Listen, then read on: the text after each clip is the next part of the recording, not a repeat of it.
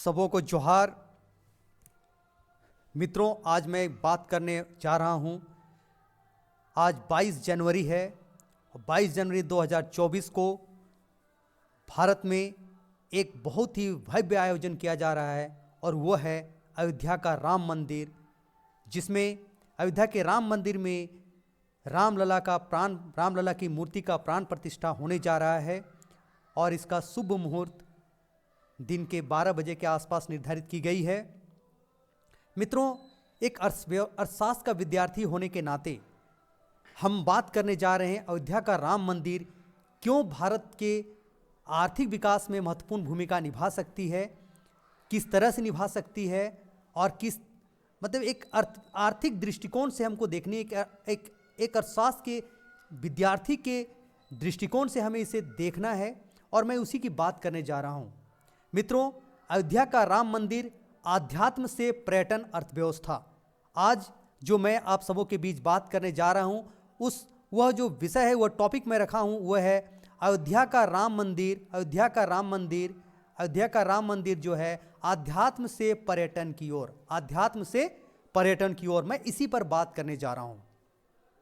यहाँ ध्यान देने की बात है कि जिस तरह से अयोध्या में राम मंदिर का निर्माण एक तय समय पर एक योजनाबद्ध तरीके से आदरणीय प्रधानमंत्री श्री नरेंद्र मोदी जी के नेतृत्व के द्वारा किया जा रहा है, ये कहीं न कहीं आने वाले दिनों में एक भारतीय अर्थव्यवस्था में एक सकारात्मक योगदान देंगी।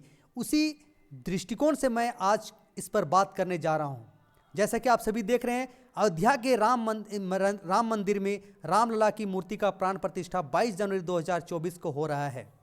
इस भव्य आयोजन के कारण पूरे देश में आज त्यौहार का माहौल है, लेकिन इसका एक दूसरा पहलू भी है जो भारत के आर्थिक विकास में महत्वपूर्ण भूमिका निभाने वाली है। अयोध्या का स्थान अब भारत में ही नहीं बल्कि विश्व पटल पर आर्थिक शक्ति के केंद्र के रूप में उभरने वाली है। जी हां, अयोध्या जो कि अभी तक केवल आध्यात्मिक दृष्टिकोण से राम भगवान के जो हम लोग मानते हैं उनका जन्मस्थली माना जाता है, लेकिन अब यह विश्व पटल पर एक आर्थिक शक्ति के केंद्र के रूप में उभरने वाली है। यहाँ हम बात करने वाले हैं मंदिर की अर्थव्यवस्था की। जैसा कि हम सभी जानते हैं, एक अर्थशास्त्र के विद्यार्थी हमेशा यही सोचता है कि किसी भी देश के आर्थिक विकास में कृषि, उद्योग, सेवा, इन सब का आर्थिक विकास में योगदान होता है।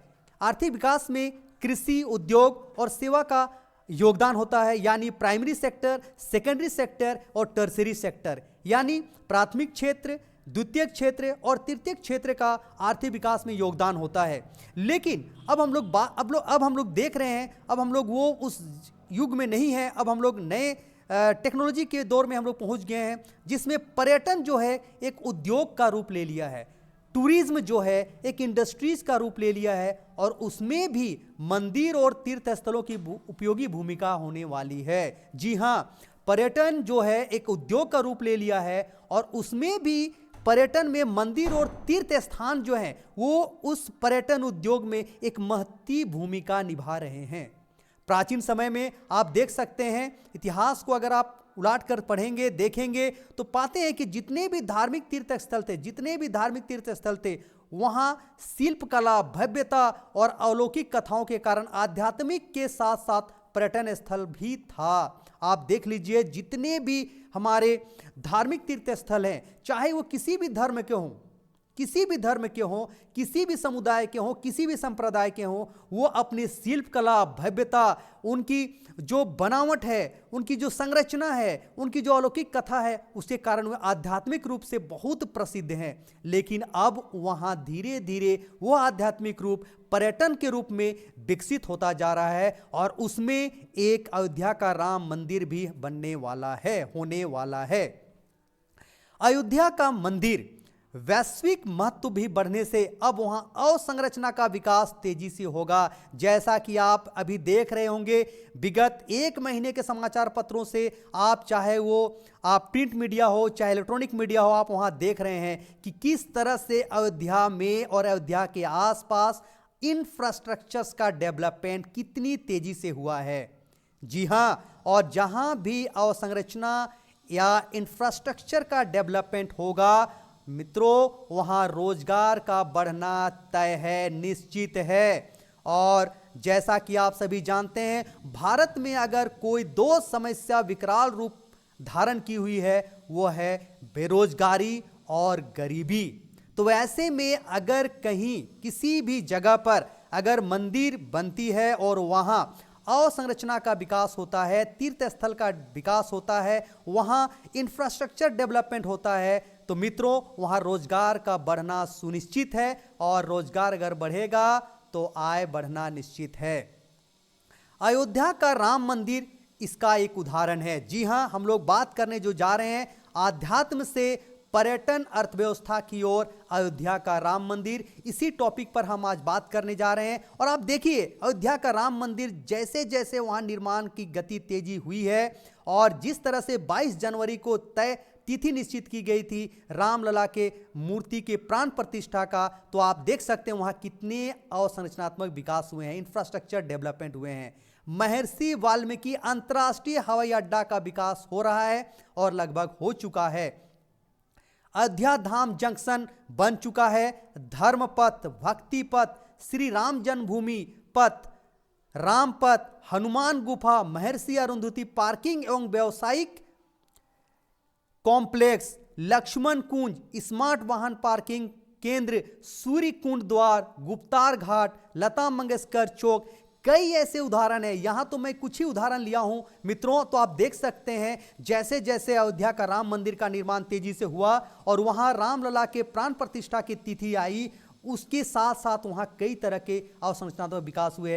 यातायात दुरुस्त हुई है, चाहे वो रेलवे हो, चाहे वो वायुयान की हो, वायु मार्ग हो, रेल मार्ग हो, सड़क मार्ग हो, सभी का तेजी से विकास हुआ है। साथ ही साथ वहां कई तरह के होटल व्यवसाय भी विकसित हुए हैं। आसपास के क्षेत्रों में होटल व्यवसाय विकसित हुए हैं। राम जन्मभूमि पथ, राम पथ, हनुमान गुफा, ऐसे कई जो तीर्थ स्थल हैं उनका भी जीर्णोद्धार हुआ है। कई तरह के पार्किंग और व्यवसायिक कॉम्प्लेक्स बनाए गए हैं, कई तरह के द्वार बनाए गए हैं। इससे आप समझ सकते हैं कितने लोगों को रोजगार मिला होगा। तो आप समझ सकते हैं कि किस तरह से यह आर्थिक विकास का केंद्र बनने जा रहा है। मित्रों, यह अब न केवल देशवासी, यहां ध्यान दीजिए, अयोध्या में न केवल देशवासी बल्कि कितने विदेशी भी पर्यटन के लिए आने वाले हैं। आने वाले दिनों में कितने पर्यटक यहां आने वाले हैं जिसकी हम गणना नहीं कर सकते हैं। जिससे न केवल ध्यान देना है, जिससे न केवल अयोध्या नगरी का विकास होगा बल्कि उसके आसपास जितने भी पर्यटन स्थल हैं उनका को भी गति मिलेगी, उनका भी विकास होगा। तो इसका क्या प्रभाव पड़ेगा? इससे आसपास के लोगों को रोजगार तो मिलेगा ही, साथ साथ वहां रहने वाले लोगों को व्यवसाय का विकल्प भी मिलेगा, वैकल्पिक अवसर प्राप्त होगी, व्यवसाय का उनको अवसर प्राप्त होगा। इससे न केवल बैंकिंग का विकास होगा, यातायात का विकास होगा, लेकिन स्थानीय जो शिल्पकार हैं, कलाकार हैं, स्थानीय जो शिल्पकार हैं, कलाकार हैं, उनको भी बाजार आसानी से मिलेगा और वो भी आसानी से आय की प्राप्ति कर सकते हैं, उनको भी रोजगार मिल सकता है। आप देख सकते हैं कई हमारे पास उदाहरण है। आप आंकड़े को देख सकते हैं। जम्मू के वैष्णो देवी मंदिर में वर्ष 2022 में 36.4 लाख श्रद्धालु आए, 36.4 लाख श्रद्धालु आए, जबकि तिरुपति बालाजी मंदिर में 3 करोड़ श्रद्धालु 2022 में आए हैं। 2022 में कितने श्रद्धालु आए हैं देख लीजिए। वैष्णो देवी मंदिर में 36.4 लाख और जबकि तिरुपति बालाजी मंदिर में 3 करोड़ श्रद्धालु दर्शन के लिए आए हैं। तो आप समझ सकते हैं कि किस तरह से वहां लोगों को रोजगार मिला होगा, कितने सारे वहां आय प्राप्ति हुई होगी। देश के जीडीपी में अगर हम पर्यटन का योगदान देखेंगे तो 7% कंट्रीब्यूशन पर्यटन का देश के सकल घरेलू उत्पाद में होता है, जबकि रोजगार की में देखेंगे तो पर्यटन का कुल 8% योगदान होता है। यानी देश में 4 करोड़ लोगों का अगर रोजगार अगर मिला है तो वो है पर्यटन क्षेत्र देता है।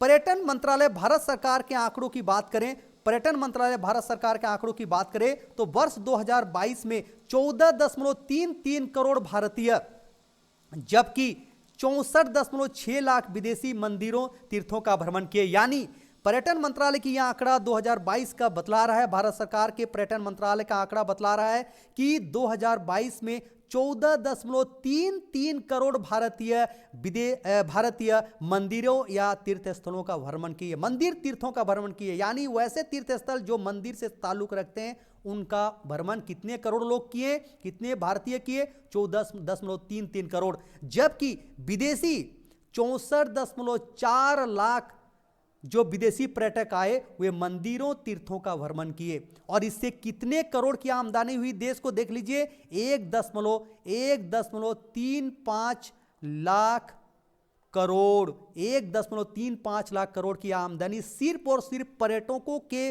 मंदिर तीर्थों का भ्रमण करने से हुआ। तो आप देख सकते हैं कि किस तरह से जो मंदिर हैं वो किस तरह से जीडीपी में कंट्रीब्यूशन देते हैं, देश के सकल घरेलू उत्पाद में योगदान देते हैं। और आप जानते हैं देश के सकल घरेलू उत्पाद में जिस भी क्षेत्र का जितना अधिक योगदान होगा, देश का आर्थिक विकास उतना ही तेजी से बढ़ेगा। और भारत जो कि एक विकासशील देश है, वो विकसित देश की ओर अग्रसर कदम बढ़ा चुका है। और कहीं न कहीं इस तरह से धार्मिक तीर्थ स्थलों का जीर्णोद्धार और उनको बढ़ावा देना कहीं न कहीं वैश्विक पटल पर भारत की आर्थिक विकास को मजबूती प्रदान करने की दिशा में एक महत्वपूर्ण भूमिका निभा सकती है। मित्रों, भारत में आदरणीय प्रधानमंत्री नरेंद्र मोदी के द्वारा जिस तरीके से योजनाबद्ध तरीके से मंदिरों की अर्थव्यवस्थाओं को मजबूत किया जा रहा है, उनको जीर्णोद्धार किया जा रहा है, आप देख सकते हैं उसमें से अयोध्या का श्री राम मंदिर भी है, महाकालेश्वर ज्योतिर्लिंग के महाकाल लोक भी है, काशी का विश्वेश्वर मंदिर भी है, केदारनाथ में मंदिर का जीर्णोद्धार भी होने वाला है, केदारनाथ में मंदिर का जीर्णोद्धार भी होने वाला है, शंकराचार्य तीर्थ स्थलों का जीर्णोद्धार होने वाला है, कश्मीर में शारदा पीठ का जीर्णोद्धार होने वाला है, उत्तराखंड में कैलाश दर्शन का विकास भी होने वाला है, उत्तर प्रदेश में वाराणसी, मथुरा, वृंदावन, अयोध्या, कुशीनगर, उत्तराखंड में हरिद्वार, केदारनाथ, बद्रीनाथ, गंगोत्री, कई ऐसे मंदिर हैं जिनका आगे विकास करने की योजना सरकार ने बनाई है। और कहीं न कहीं अगर हम झारखंड की बात करें तो झारखंड में बाबा बैद्यनाथ के मंदिर जो देवघर में स्थित है और साथ ही साथ रांची में जगन्नाथ मंदिर है, इनका भी जीर्णोद्धार करने की बात की जा रही है। कहीं न कहीं इस तरह से मंदिर अर्थव्यवस्था को जैसे जैसे मजबूती मिलेगी, मित्रों, देश में रोजगार और अवसंरचना का विकास तेजी से होगा और कहीं न कहीं ये देश के आर्थिक विकास में महत्वपूर्ण भूमिका निभाएगी।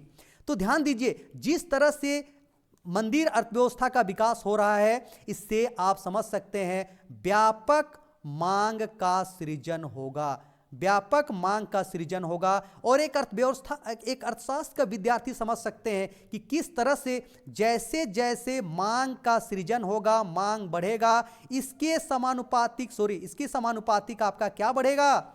इसके समानुपातिक पूर्ति भी बढ़ेगी।